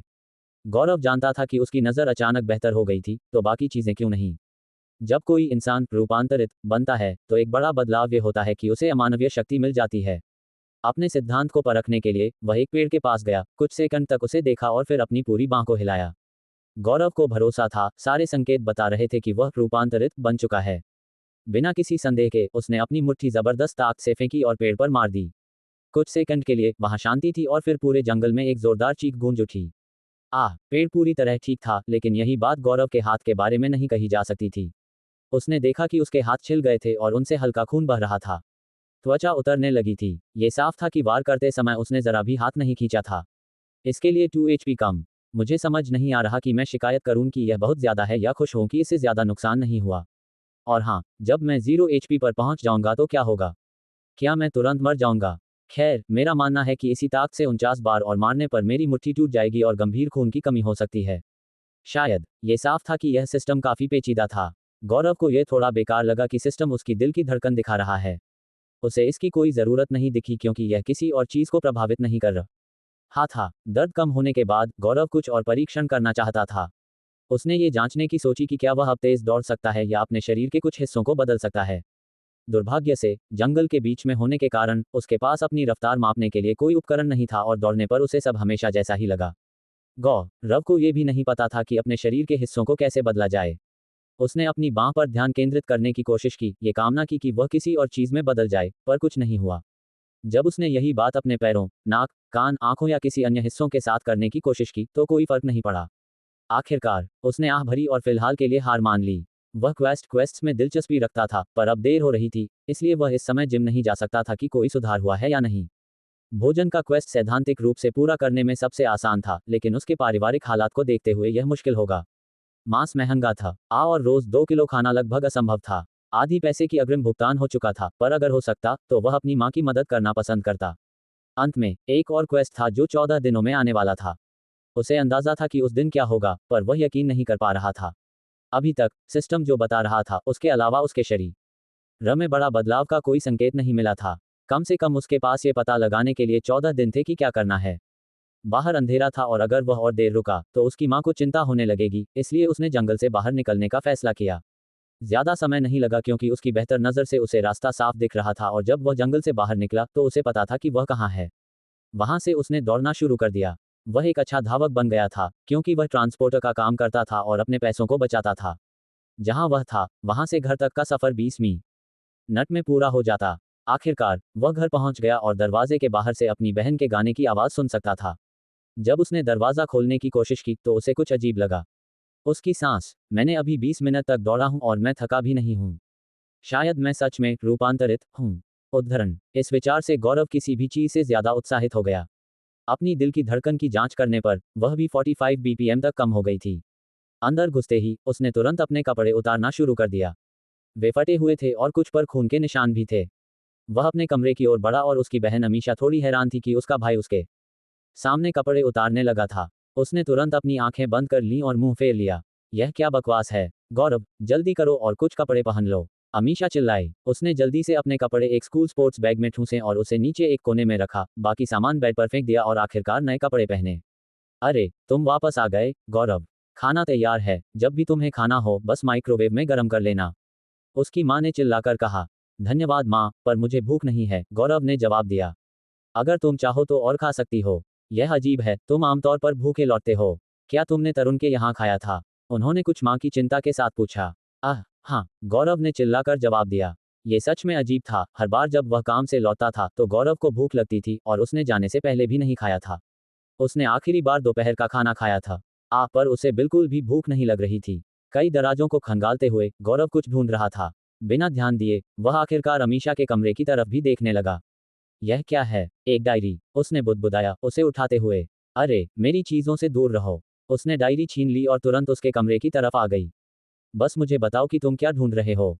पट्टी, प्लास्टर या मेरे हाथ के लिए कुछ? जब उसने अपने हाथ को देखा तो उसने महसूस किया कि वह पूरी तरह ठीक हो चुका था। ऐसा लग रहा था कि तेज उपचार सुपर हीलिंग भी उन क्षमताओं की सूची में जोड़ा जा सकता है जो उसके पास हो सकती हैं। क्या तुम डॉक्टर के पास गए थे? तुम्हारी नाक बेहतर लग रही है, अमीशा ने बताया, ये देखते हुए कि वह टेढ़ी नहीं थी। हाँ, गौरव ने जवाब दिया, जो आज उसका हर बात का जवाब बन गया था। उसके लिए ये सब समझना मुश्किल था कि उसके आसपास क्या हो रहा था। एक के बाद एक कई नोटिफिकेशन की आवाजें आ रही थीं। जब अमीशा मुड़ी तो उसने देखा कि वे उसके भाई के फोन से आ रही थीं। चूंकि वह उस समय उसके पास थी, उसने उसे पकड़ा दिया, पर ले मैसेज का प्रीव्यू देखना नहीं भूली। प्रीव्यू मैसेज था, बाकी का कट गया था। गौरव, क्या तुम मुश्किल में हो? उसने फोन देते हुए पूछा। उसने अपना फोन झटक लिया और जल्दी से कमरे से बाहर निकल गया। कुछ नहीं, जरूर तरुण मुझसे मजाक कर रहा होगा। चिंता मत करो। इससे पहले कि उसकी बहन कोई सवाल पूछ पाती, वह हले ही खुद को शौचालय में बंद कर चुका था। अगर वह गैंग के पास वापस जाता और उन्हें समझाने की कोशिश करता कि क्या हुआ, तो उसे मार दिया जाएगा, या वे उसे गुलाम बना लेंगे और उससे रूपांतरित के रूप में काम करवाएंगे। हालांकि उसे पहले ये साबित करना होगा। जो विडंबना यह है कि वह नहीं कर पा रहा था। वैकल्पिक रूप से असली चीज अभी भी सूटकेस में हो सकती है, लेकिन अगर ऐसा है तो उसे चाकू लगने के बाद दूसरे समूह ने बहुत पहले ही ले लिया होगा। हालांकि इसका मतलब होगा कि उसकी वर्तमान स्थिति असंबंधित होगी, जो कि असंभव से ज्यादा लग रहा था। जो भी हो, आखिरकार उसने अपना काम पूरा नहीं किया और इसका मतलब था कि उसका अंत अच्छा नहीं होगा। ये पहली बार था कि गौरव के साथ ऐसा हुआ था, फिर भी उसने देखा था कि अंडरडॉग्स के लिए काम में असफल होने पर गैंग के दूसरों के साथ क्या हुआ था। वहां वापस जाना तो आत्महत्या ही होगी। यह अच्छी बात है कि मैंने उन्हें नकली पता दिया था। वे मेरा असली घर नहीं जानते, पर अगर उन्हें पता चल गया तो मैं क्या करूंगा? अमीशा और माँ का क्या होगा? क्या गौरव को अपनी नई क्षमताओं का पता लगाने और अपने परिवार को बचाने की तैयारी करनी चाहिए? अध्याय 7, श्वेत कमल व्हाइट रोज। साहब, पुलिस आ गई थी, इसलिए हमें अपनी जांच रोकनी पड़ी, एक सूट पहने आदमी ने फोन पर बताया। लानत है, तुम्हें अंदाजा भी है कि उस सूटकेस के अंदर की चीज कितनी अहम थी? जरूर नहीं होगा। विस्मयादिबोधक चिन्ह। भाड़ में जाओ, उस लड़के को यहाँ लाओ और पता लगाओ कि किसने हमें धोखा दिया। ये सुबह का समय था और सूरज मुश्किल से ही निकला था, जिससे आसमान हल्का भूरा दिख रहा था। उस दिन एक निर्माण स्थल पर जब मजदूर काम शुरू करने वाले थे तो उन्हें 3 भयानक लाशें मिलीं। दरअसल उन्हें लाश कहना भी मुश्किल था। हर एक शरीर को इतना बुरी तरह से नोचा गया था कि उन्हें पहचानना नामुमकिन था। उनके शरीर से मांस के बड़े बड़े टुकड़े फटे हुए थे और उनके चेहरों और शरीर पर गहरे खरोंच के निशान थे। पूरे निर्माण स्थल पर खून फैला हुआ था। सबसे पहले उन्होंने पुलिस को फोन किया, जिन्होंने तुरंत उस जगह को अपराध स्थल घोषित कर दिया। आपका क्या ख्याल है, साहब? एक युवा पुलिसकर्मी ने अपने वरिष्ठ से पूछा, जिनकी सबसे खास पहचान उनका भूरा ओवरकोट और बिखरी दाढ़ी थी। अशोक मिलिंद इस छोटे से शहर के पुलिस प्रमुख थे, जो इंदौर के पास था। वे यहाँ होने वाले छोटे मोटे झगड़ों के आदी थे, पर इतने बड़े पैमाने की घटना कभी नहीं हुई थी। घुटनों के बल बैठकर उन्होंने खून को देखना शुरू किया। जितना भी खून मिला, क्या सभी के डीएनए सैंपल ले लिए गए? अशोक ने पूछा। हाँ, उनकी जांच चल रही है और जल्द ही कुछ परिणाम आने चाहिए। उम्मीद है उनके नाम पहले से ही हमारे रिकॉर्ड में होंगे। अगर मेरा अंदाजा सही है तो लगता है कि यहाँ एक छोटा सा गैंग वॉर चल रहा है। कोई माल ले जा रहा था, लेन देन गलत हो गया और एक खाली ब्रीफकेस। ऐसे में संभावना है कि उनके फिंगरप्रिंट पहले से ही सिस्टम में हों। फिर भी एक चीज थी जिसका जवाब अशोक के पास नहीं था। ट्रांसपोर्टर ब्रीफकेस को छोड़कर क्यों चला गया? आपका मतलब है ये तीनों लाशें हमलावरों की हैं, साहब? ट्रांसपोर्टर आमतौर पर अकेले सफर करते हैं, क्योंकि इस तरह से मिलजुल जाना आसान होता है। हमें जो पता है उसके हिसाब से गए अग ज्यादातर किशोरों और युवा वयस्कों का इस्तेमाल करते हैं, जिनमें से कोई भी पीड़ितों की तरह शानदार कपड़े नहीं पहनेगा। फिर भी ये और भी अजीब है कि एक ट्रांसपोर्टर 3 हथियारबंद बदमाशों को मार सकता है, जब तक बेशक माल ले जाने वाला कोई ऐसी चीज न हो जिसकी उन्हें उम्मीद नहीं थी। एक रूपांतरित एक महिला आवाज ने निष्कर्ष निकाला। पीछे मुड़कर उन दोनों ने एक अधेड़ उम्र की महिला और पुरुष को पीली टेप के नीचे से आते देखा। उन दोनों ने पुलिस की तरह वर्दी नहीं पहनी थी। वे यूनिफॉर्म में थे, हालांकि वह बाहर पहनने के लिए थोड़ी ज्यादा ही फैंसी लग रही थी। वर्दी का रंग ग्रे था, जिसके किनारों पर गोल्ड लगा था जहां किनारी होनी चाहिए। ये टाइट फिटिंग थी पर फिर भी आज़ाद आवाजाही की अनुमति देती थी, खींचने वाली और सबसे अहम हवादार थी। लेकिन सबसे ज्यादा जो चीज ध्यान खींच रही थी वह उनके बाएं सीने पर बना निशान था। एक चांदी का कमल रोज, जिसके बीच से एक तलवार गुजर रही थी, जो साफ साफ बता रहा था कि वे कौन थे और कहां से आए थे। लानत है, तुम लोग यहाँ क्या कर रहे हो? ये यकीन से कहने के लिए बहुत जल्दी है कि यह एक रूपांतरित ऑल्टर्ड का मामला है। अशोक उठकर शिकायत करने लगा। अजीब सी वर्दी पहने सुंदर अधेड़ उम्र के आदमी, जिसके नेम टैग पर फरीद लिखा था, के छोटे काले बाल थे और वह गंभीर दिख रहा था। जब अशोक ने उसे देखा तो उसकी रीढ़ में हल्की सी झंझनाहट हुई, क्योंकि उसे उस आदमी से कोई भावना नहीं मिल रही थी। पीड़ितों की भयानक हालत के बावजूद वह पलक तक का नहीं झपका रहा था। कम से कम उसकी महिला साथी साक्षी में अहंकार की एक हवा थी। दुर्भाग्यवश वह इसे दिखाने में भी नहीं हिचकिचा रही थी। देखिए मिस्टर मिलिंद, एक छोटा बच्चा भी पहली नज़र में बता सकता है कि इस अपराध स्थल को केवल एक रूपांतरित ही अंजाम दे सकता था, उसने स्थानीय पुलिस प्रमुख को झिड़कते हुए कहा। हम दोनों अब से इस जांच को संभालेंगे। मैं आपसे उम्मीद करती हूं कि आप हमारा समर्थन करेंगे, जैसा कि आपका कर्तव्य है। जवाब का इंतजार किए बिना साक्षी अब तक मिले सबूतों के बारे में दूसरों से बात करने चली गई। सर, क्या ये सच में उस श्वेत कमल व्हाइट रोज के सदस्य हैं? युवा पुलिसकर्मी ने उस डरावनी दिखने वाली महिला का ध्यान न खींचने के लिए फुसफुसाते हुए पूछा। हाँ, और दुर्भाग्य से इसका मतलब है कि अब वे ही प्रभारी हैं, अशोक ने जवाब दिया, अपनी मुट्ठी भींचते हुए, और दूर चले गए। उन्हें उनका रवैये और जिस तरह से वे पुलिस बल से ऊपर होने का व्यवहार करते थे वह कभी पसंद नहीं आया था। अशोक इसलिए परेशान नहीं थे कि वे उनसे ऊंचे पद पर थे। नहीं, यह इसलिए था क्योंकि वे वास्तव में ऐसा व्यवहार करते थे जैसे वे श्रेष्ठ जीव हों। मेरी सलाह मानो लड़के, उनसे कभी झगड़ा मत करना। मुझे यकीन है कि तुम ये पहले से ही जानते होगे, लेकिन वे दोनों रूपांतरित हैं। रूपांतरितों के आगमन के साथ ये दुर्भाग्यपूर्ण सच्चाई थी कि कुछ लोग इन खास क्षमताओं और शक्तियों का इस्तेमाल बुरे कामों के लिए करने की कोशिश करेंगे।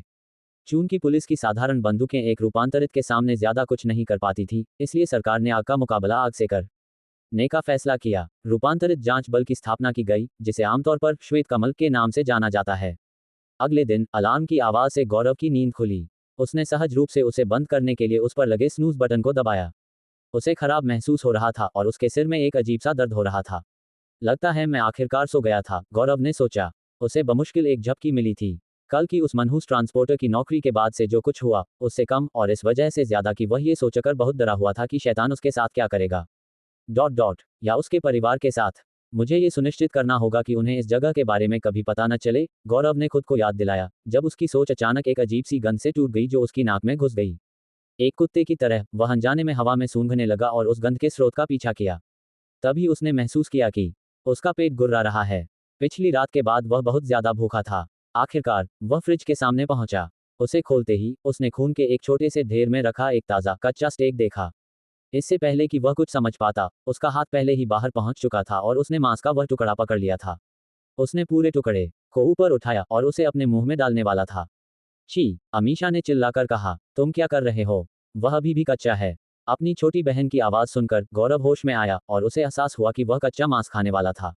रंगे हाथों पकड़े जाने पर उसने जल्दी से उसे वापस फ्रिज में रख दिया। अब हमें आज रात तुम्हारे सारे कीटाणुओं के साथ स्टेक खाना पड़ेगा। क्या तुमने इससे पहले हाथ भी धोए थे? देखो, वे खून से सने हैं, अमीशा ने शिकायत करना जारी रखा। माँ उसे आज रात हमें दावत देने के लिए बचा रही थी। तुम्हें पता होना चाहिए कि हमें इतनी अच्छी चीज़ कितनी मुश्किल से मिलती है। मामले को और बदतर बनाने के लिए उनकी माँ भी हलचल सुनकर कमरे में आ गईं। उनकी आंखों के नीचे गहरे गड्ढे थे। तुम दोनों सुबह सुबह किस बात पर झगड़ रहे हो? उन्होंने पूछा। इस बुद्धू ने कच्चा स्टेक खाने की कोशिश की। अमीशा ने उसकी तरफ इशारा करते हुए चिल्लाकर कहा। गौरव के हाथ कांप रहे थे। सब कुछ उस पर हावी हो रहा था और अब वह अपने शरीर को भी नियंत्रित नहीं कर पा रहा था। मुझे माफ कर दो, गौरव ने माफी मांगी और उन दोनों के पास से दौड़कर बाथरूम की तरफ भागा। मैं नया खरीद कर लाऊंगा, वादा करता हूँ। जब वह बाथरूम में घुसा तो उसने शीशे में खुद को देखा, आधा तो किसी और को देखने की उम्मीद कर रहा था, पर जैसा दिख रहा था वह अभी भी वही था। उसके साथ केवल एक ही चीज गलत थी, उसकी तेज धड़कती दिल की आवाज और सिस्टम उसे यह बताने के लिए वहां था।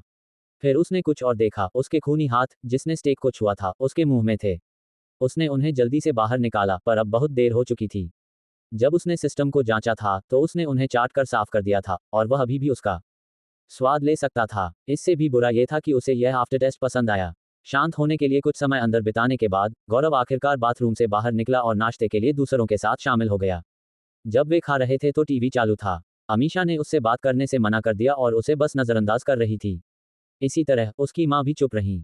गौरव निश्चित नहीं था कि ऐसा इसलिए था क्योंकि वह उस पर गुस्सा थी या बस बहुत नींद में थी। उसके सामने कटा हुआ हैम सैंडविच था। उसे खत्म करने में ज्यादा समय नहीं लगा और उसके बाद उसने अपने एक क्वेस्ट की स्थिति की जांच करने का फैसला किया। हैम के एक ही स्लाइस का वजन केवल 28 ग्राम था। अगर संभव होता तो वह ये जांचना चाहेगा कि क्वेस्ट पूरा करने पर उसे वादा किया गया एक्सपी मिलेगा या नहीं, और क्या वह उन गेम्स की तरह लेवल बढ़ा पाएगा। दुर्भाग्य से एक बड़ी बाधा थी। मांस महंगा था। उसकी जेब में अभी भी 500 रुपये का अग्रिम भुगतान था, लेकिन ये रकम उन के परिवार की बहुत मदद कर सकती थी। हाल ही की खबरों में ऐसा लगता है कि रूपांतरित शिकारी ने फिर से वार किया है। इस बार उन्होंने एक रूपांतरित को उसके अपने घर में मार दिया है। पिछले मामलों की तरह उनका पहचान पत्र पीड़ित के घर में छोड़ दिया गया था। रूपांतरित शिकारी गौरव ने सोचा, अगर वह सच में एक रूपांतरित था तो भविष्य में उसे उनके बारे में चिंता करने की जरूरत हो सकती है। हर कोई रूपांतरितों के अस्तित्व को पसंद नहीं करता था। उन रूपांतरित शिकारियों का मानना था कि इस तरह की शक्ति या तो सबको मिलनी चाहिए या किसी को भी नहीं। रूपांतरित से संबंधित अन्य खबरों में इंदौर के छोटे से शहर सलून में एक निर्माण स्थल पर 3 विकृत लाशें मिली हैं। उनके घावों की सीमा बताती है कि एक रूपांतरित शामिल था, जिसे पुलिस वर्तमान में एक गैंग ट्रेड के गलत होने का अंदाजा लगा रही है। मिले सबूतों के अनुसार सभी तीनों मृतकों की पहचान एक निश्चित गैंग के सदस्यों के रूप में सफलतापूर्वक की गई है। हालांकि अपराध स्थल पर एक चौथे व्यक्ति का खून मिला है। पुलिस उस संबंधित व्यक्ति को ढूंढने में असमर्थ रही है, जिसे वर्तमान में हत्यारा रूपांतरित माना जा रहा है। पुलिस ने सुराग देने वालों के लिए एक इनाम की पेशकश की है। गौरव ने खबरों के बाद बाकी की बातें सुनना बंद कर दिया था। वाह, अब पुलिस भी मेरे पीछे पड़ी है। अध्याय 8, मुकाबला करो। आज गौरव स्कूल की तरफ सामान्य से बहुत धीमी गति से चल रहा था। वह लगातार अपने आसपास देख रहा था, ये जांच कर रहा था कि कोई उसका पीछा तो नहीं कर रहा। उसने टीवी पर उन 3 मृत गैंग सदस्यों को पहचान लिया था जो निर्माण स्थल पर उसके पीछे पड़े थे।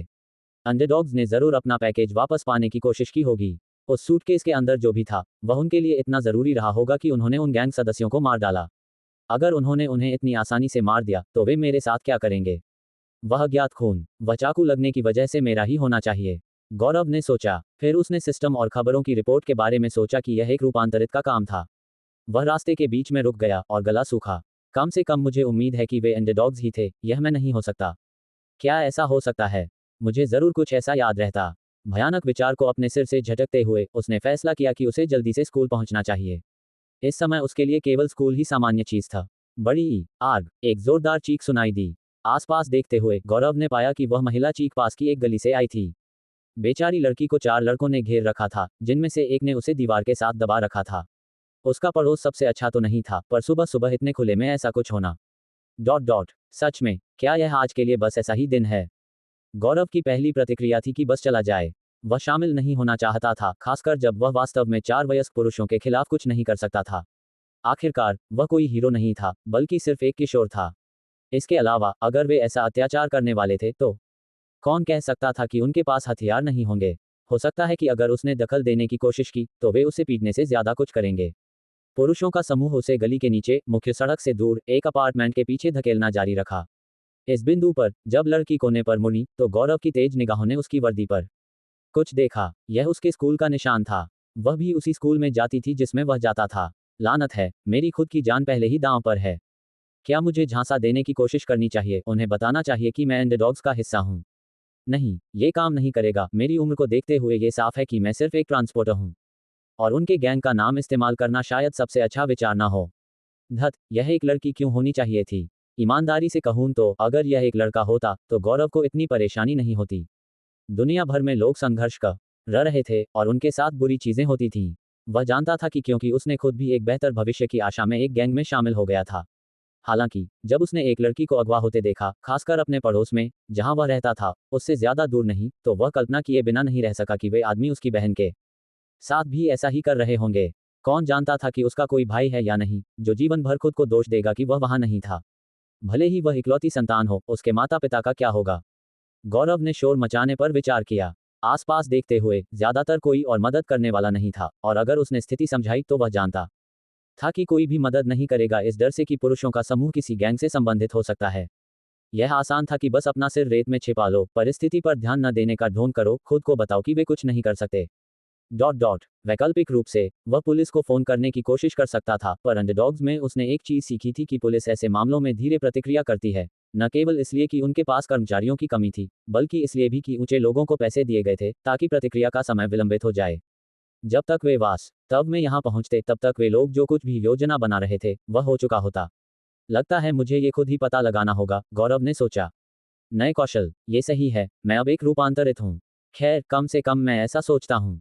मेरे पास तेज उपचार, सुपर हीलिंग है, और अच्छी नज़र। अरे सिस्टम, मैं उन चीज़ों से उन्हें कैसे हराऊंगा? क्या तुम चाहते हो कि मैं उनके पंचिंग बैग के रूप में काम करूं? दूर हटो। गौरव ने लड़की को फिर से चीखते हुए सुना, पर आवाज़ जल्दी से दब गई। वह जानता था कि उसके पास ये सोचने का समय नहीं है कि आगे क्या करना है। अगर कोई एक चीज़ जिसके लिए वह जाना जाता था, तो वह उसका बस काम कर डालने का झुकाव था। अभी भी कोई अलग नहीं था, उसके पैर चलने लगे थे और वह पहले ही गली की तरफ बढ़ रहा था। जब उसने मोड़ लिया, तो उसने देखा कि एक आदमी ने लड़की के मुंह पर हाथ रखा हुआ था। पुरुषों के समूह ने अपना सिर मोड़ा, और वे निश्चित रूप से सबसे दोस्ताना समूह नहीं लग रहे थे। उनमें से ज्यादातर ने एक जैसे कपड़े पहने हुए थे, किसी तरह के काले टॉप के साथ ढीली पैंट। एक रंग वाला गैंग। लानत है, मुझे पहले ध्यान देना चाहिए था। कोई आश्चर्य नहीं कि वे दिन के उजाले में इतने बेशर्मी से कार्य करने में सक्षम थे। रंग वाले गैंग आमतौर पर विश्वविद्यालय के छात्र या हाई स्कूल के छात्र होते थे। उनमें से कुछ बड़े मुख्य गैंगों में से एक के तहत काम करते थे, पर गौरव की जानकारी के हिसाब से अंडरडॉग में कोई भी रंग वाला गैंग नहीं होना चाहिए था जो काला रंग पहनता हो, जो एक राहत की बात थी।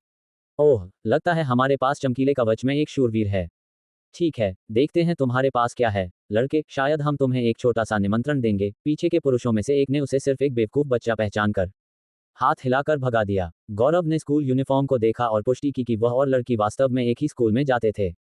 वह शायद वर्तमान स्थिति से बचने के लिए एक बहाना ढूंढ रहा था, लेकिन फिर उसने लड़की की आंखों में फिर से डर देखा। उसके बाल भी उसकी बहन की तरह ही थे, सिवाय इसके कि उसके बाल काले थे।